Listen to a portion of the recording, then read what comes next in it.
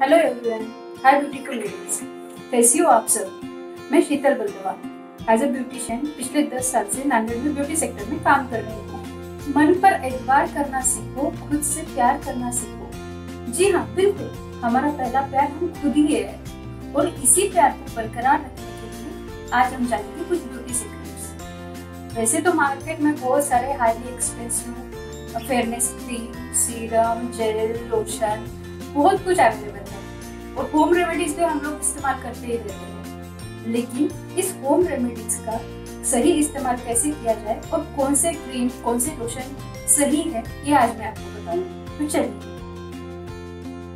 शहद और कच्ची सब्जियों का जूस हमारे स्किन को क्लीन करता है, लेकिन कच्ची सब्जियों के जूस से हमें एलर्जी भी हो सकती है और कच्ची सब्जियों का जूस हमारे स्किन को ड्राई करता है।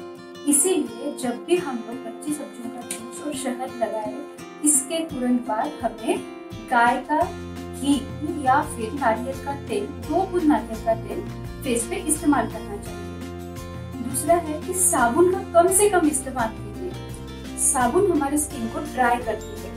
फेस वॉश करने के लिए फेस वॉश का ही इस्तेमाल करना चाहिए, वो भी दिन में से 2 बार। त्वचा को तजेलदार बनाने के लिए लैक्टिक एसिड भी बहुत फायदेमंद होता है और लैक्टिक एसिड सबसे ज्यादा खट्टे दही में पाया जाता है। खट्टे दही का लेप हम हमारे फेस पे 20-25 मिनट तक लगा के रखें और ये हफ्ते में से 2 बार करना चाहिए और वो भी 2-3 महीने लगातार। त्वचा को तजेलदार बनाने के लिए ग्लाइकोलिक एसिड भी बहुत बड़ा काम करता है और ग्लाइकोलिक एसिड सबसे ज्यादा नाशपाती जैसे फलों में पाया जाता है। इसीलिए नाशपाती का सेवन हमारे स्किन के लिए बहुत अच्छा होता है। त्वचा को गोरा बनाने के लिए विटामिन सी बहुत बड़ा काम करता है और विटामिन सी सबसे ज्यादा नींबू में पाया जाता है, लेकिन नींबू में विटामिन सी के साथ साथ में साइट्रिक एसिड भी पाया जाता है। इसीलिए नींबू को डायरेक्टली हमारे स्किन पे हमें अप्लाई नहीं करना चाहिए। इसके लिए 1 कप बेसन, आधा चम्मच शहद और नींबू मिक्स करके इसका लेप हमें स्किन पे लगाना चाहिए। अब आता है हाइड्रोक्विनोन। हाइड्रोक्विनोन एक ऐसा केमिकल है जो बाजार में मिलने वाले बहुत से फेयरनेस क्रीम में इस्तेमाल किया जाता है, लेकिन हाइड्रोक्विनोन का रोजाना इस्तेमाल करने से या फेयरनेस क्रीम का रोजाना इस्तेमाल करने से हमारे जो त्वचा बनाने वाले सेल्स है वो पूरी तरह से नष्ट हो जाते हैं। इसीलिए हमारे स्किन पे जगह जगह सफेद धब्बे होते हैं या फिर हमारी स्किन डल होती है। इसीलिए जब भी हम लोग फेयरनेस क्रीम चुनते हैं तो सही तरीके से चुननी चाहिए। त्वचा को मॉइस्चराइज करने का सबसे आसान तरीका है, मेरे हिसाब से तो ये तरीका सबसे आसान है। जब आप रात में सोते हो उसके पहले फेस को क्लींजिंग मिल्क से क्लीन कीजिए, उसके बाद में फेस वॉश से वॉश कीजिए और उसके बाद गीले चेहरे पर ही 2 बूंद घी या फिर 2 बूंद नारियल का तेल अप्लाई कीजिए। ये 100% सही नुस्खा है। इसके बाद में हम आते हैं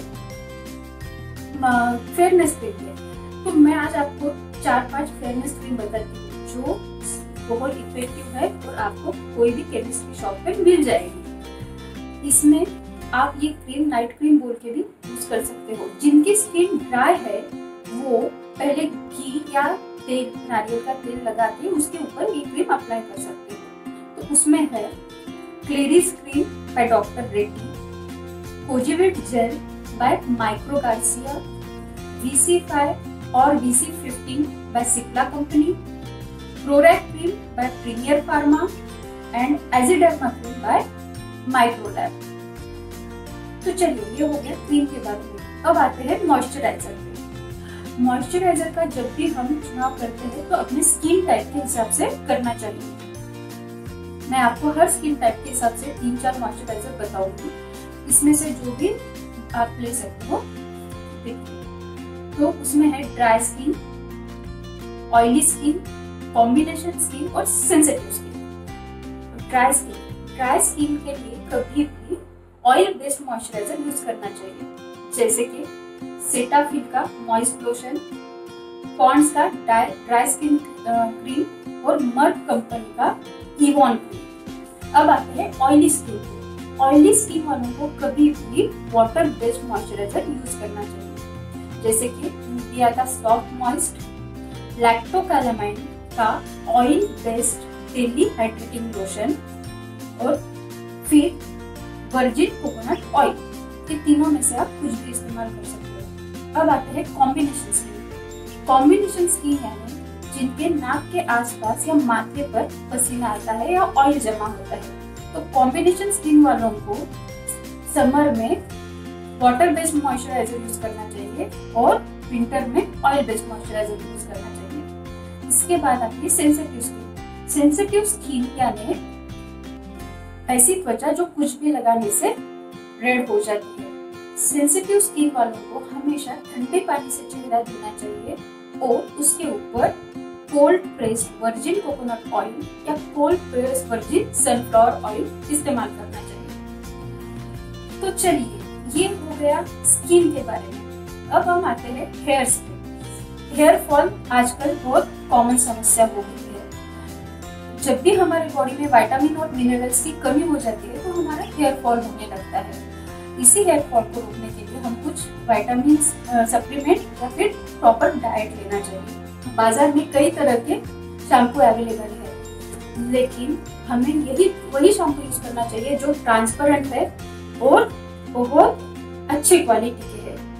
उसमें है खादी का शिकाकाई और नीम शैम्पू, गार्नियर का ultra blend oil shampoo, Fab India का डेली केयर शैम्पू, सेबामेड का डेली केयर शैम्पू या मदर केयर का बेबी शैम्पू। ये कुछ अच्छे तरह के अच्छे ब्रांड के शैम्पूज हैं। अब आते हैं कंडीशनर पे। सबसे बेस्ट कंडीशनर है जब भी आप आपके हेयर वॉश करते हो तो अपने हाथों से तौलिए की मदद से उसे हल्का सा टैप करते हुए सुखाइए। जब थोड़े बाल गीले रहेंगे तो उस पे 2 बूंद नारियल का तेल लेके ऊपर से नीचे तक बालों में लगाइए और रहने दीजिए। ये बालों को कंडीशनर करने का सबसे सही तरीका है। अब मैं आपको 3-4 हेयर मास्क के बारे में बताती हूँ जो कि आपके बालों की हेयर फॉल भी कम करेगा, आपके बालों को बढ़ने में भी मदद करेगा और आपके बाल सूखेंगे भी नहीं। तो सबसे पहले एक अंडा लीजिए। अंडे का जो व्हाइट होता है अंदर का भाग, वो लेके उसमें 1 टेबलस्पून दही और 1 टेबलस्पून सरसों का तेल मिक्स कीजिए। इस मिक्सचर को अच्छी तरह से मिला के अपने स्काल्प पे और पूरे बालों पे अप्लाई कीजिए। वो होने के बाद में 1 घंटे बाद सिर्फ धो लीजिए। ये बालों को कंडीशनर करने का सबसे अच्छा तरीका है। अब आते हैं दूसरे इसमें। 1 टेबलस्पून कोकोनट ऑयल लीजिए और 2 टेबलस्पून फ्रेश एलोवेरा जेल लीजिए। याद रखिए, फ्रेश एलोवेरा जेल आपको ज्यादा अच्छा रिजल्ट देगा। ये दोनों को मिक्सी में मिक्स करके स्काल्प पे और पूरे बालों पे अप्लाई करके 1 घंटा रखिए और उसके बाद शैम्पू कीजिए। तीसरा है 1 टेबलस्पून कैस्टर ऑयल और 1 टेबलस्पून नारियल का तेल।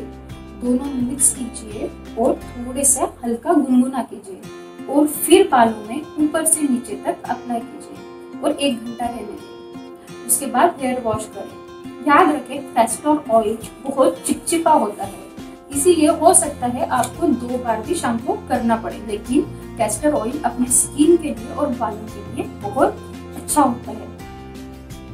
अब जो मैं अगला मास्क बताऊंगी वो बहुत इफेक्टिव मास्क है।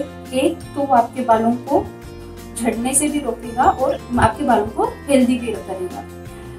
रात में 2 चम्मच बड़े मेथी दाना भिगा कर रखिए। फिर सुबह उठने के बाद में मेथी दाने को अलग से छान लीजिए और मेथी दाने को आधे कप कोकोनट मिल्क में मिक्स करके मिक्सी में से घुमाइए। इसे पूरी स्काल्प पे और बालों पे अप्लाई कीजिए और बांध के 1 घंटा रहने दें, फिर हेयर वॉश कर सकते हैं।